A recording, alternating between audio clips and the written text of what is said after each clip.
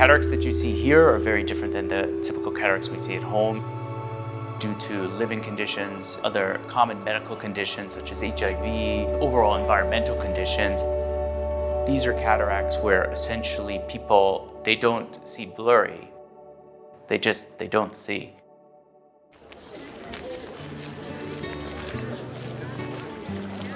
I'm Seth Meskin, one of the ophthalmologists on the Operation Restore Vision team from Operation International.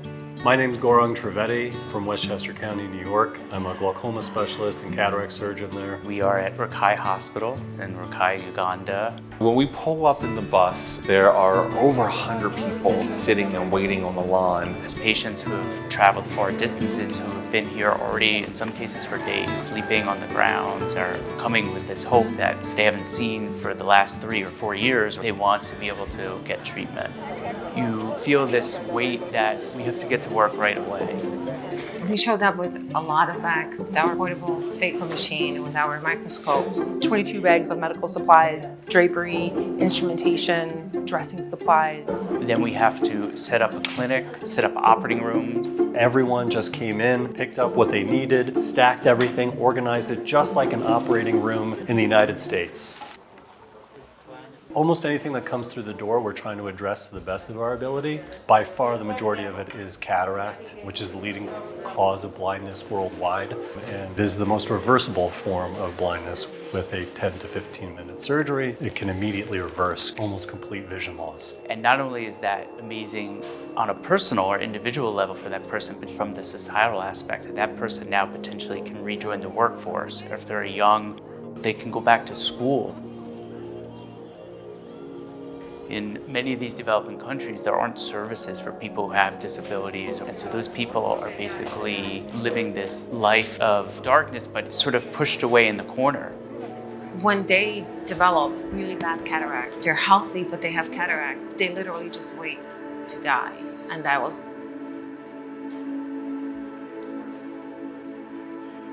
just crazy.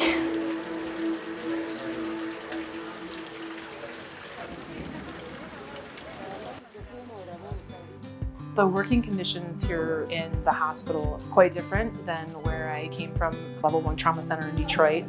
There isn't really running water. The electricity isn't very reliable. It can go out. While you're in the operating room, you may hear the sound of a goat or a cow. For ophthalmology and doing ophthalmic surgery and cataract surgery, we rely on a lot of very highly technical equipment. All machinery that generally is not readily available here or in developing countries like Uganda.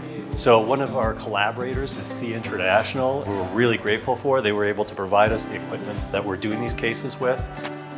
I have never seen employees of a hospital work so hard with us. They are here the minute we are here, and they leave after we leave. They're amazing people. We work long hours, don't sleep a lot, but don't feel tired most of the time because you're just motivated by seeing these people, how it changes their life and the results after. Operation International is a big supporter of not just Operation Restore Vision, but a lot of other types of surgical missions. But one of the biggest projects that they support are orphanages in the areas where they provide health care. You're talking about hundreds and hundreds of children from all ages, that housing them, educating them, feeding them, everything. We're able to take a trip over there to bring them toys. We had bags of clothing that we were able to hand out. It's a very powerful experience to see that many young children without parents, but it's also amazing to see so many dedicated people that are trying to make their lives better.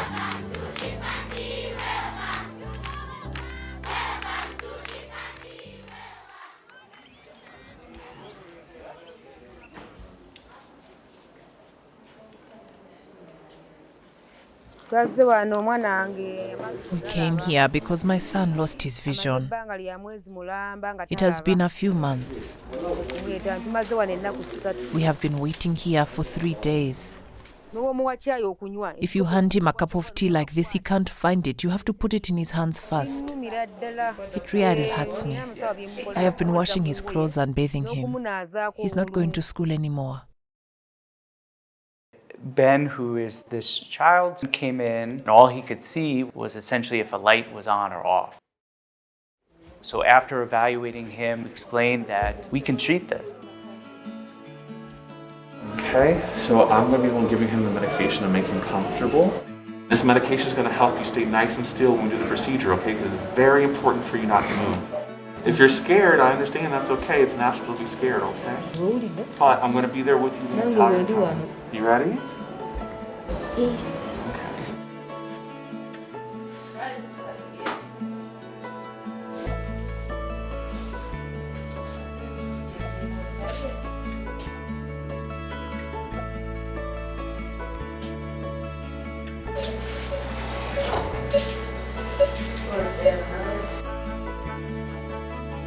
My colleague, Dr. Sushant, did the first eye. First eye was completed successfully. And then we immediately prepped, and then I was able to begin then the second eye. Here was this 11-year-old boy who had a path to education, which is rare here. And, sorry.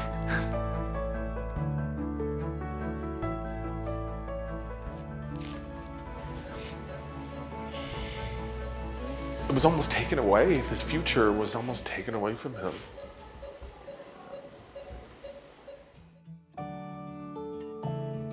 For sure, I think everyone's favorite part is to see the reactions and the emotions of the patients when they can see again. Good morning. Are you excited?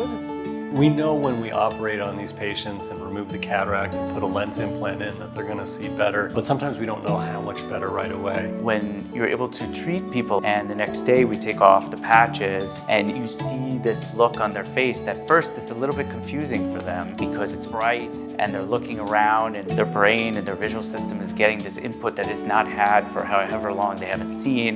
You see? But then within a second or two, you see the facial expression change and you can see that they're looking around and their eyes are darting about, looking at us or the colors that they haven't seen for so long. That's what fuels all of us. It really is incredible. You're very welcome. It's our pleasure.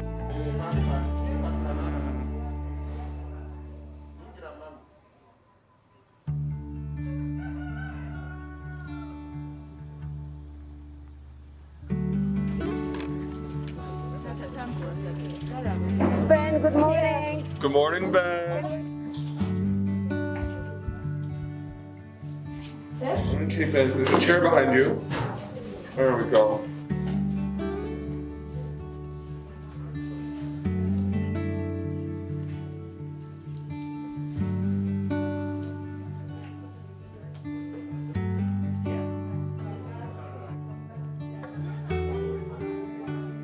You see? You see that?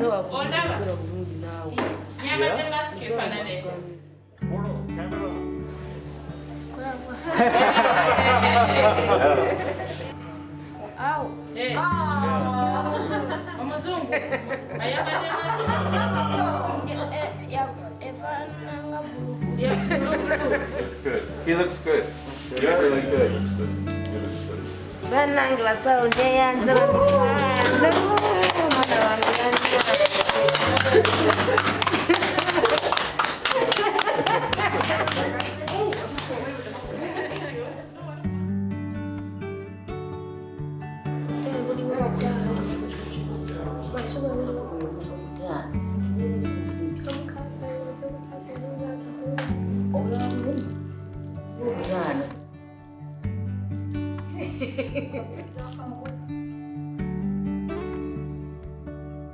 So for him, this is his life back.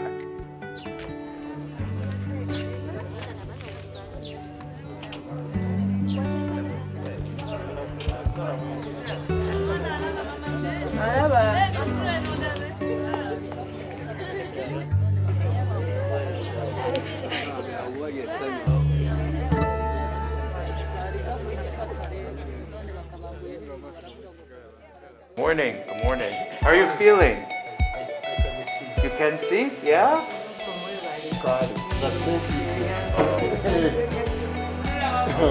I know what we're gonna get.